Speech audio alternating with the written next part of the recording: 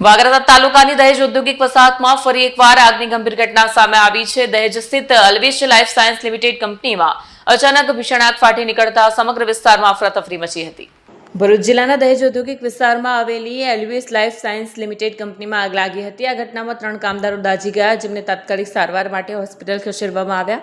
કંપનીના building number 6ના 3જા માળે ચાલી રહેલી રાસાયણિક પ્રક્રિયા દરમિયાન અચાનક આગ ફાટી નીકળી હતી। આગ લાગતાની સાથે જ કંપની પ્રશાસને ફાયર વિભાગને જાણ કરી, જેના પગલે ફાયર ફાઈટરો તાત્કાલિક પહોંચ્યા। આગની ઘટનામાં ઇજાગ્રસ્ત થયેલા 3 કામદારોની શરૂઆતમાં ભરૂચની હોસ્પિટલ ખસેડવામાં આવ્યા। ત્યાં પ્રાથમિક સારવાર આપ્યા બાદ તેમને વધુ સારવાર માટે વડોદરાની ખાનગી હોસ્પિટલ રિફર કરવામાં આવ્યા।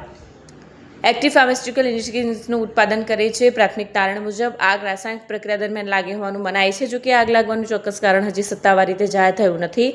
ફાયર વિભાગે અંદાજે 4 કલાકની ભારે જહેમત બાદ આગ પર કાબૂ મેળવ્યો હતો। ઘટનાની ગંભીરતાને ધ્યાનમાં રાખીને ઇન્ડસ્ટ્રીયલ સેફટી એન્ડ હેલ્થ વિભાગ દ્વારા તપાસ હાથ ધરવામાં આવી છે। અધિકારીઓએ જણાવ્યું છે કે હાલ પરિસ્થિતિ સંપૂર્ણપણે કાબૂમાં છે।